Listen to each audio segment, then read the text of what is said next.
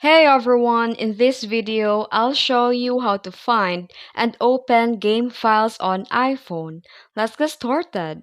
First, locate and open the Files app on your iPhone.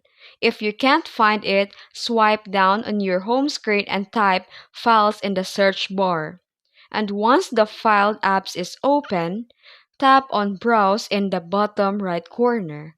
If you don't see it, tap the back arrow at the top left few times until you reach the main browse page.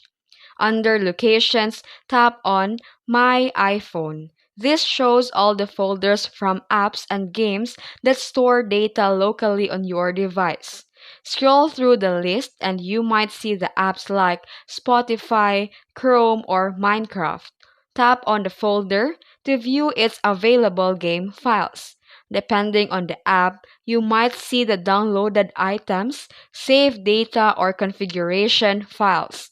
And keep in mind that not all apps and games allow file access. Some store their data securely and won't appear here. However, for those that do such productivity apps or certain games, you can view, copy, or move files easily. And that's it. If you found this video helpful, don't forget to like and subscribe for more tutorials.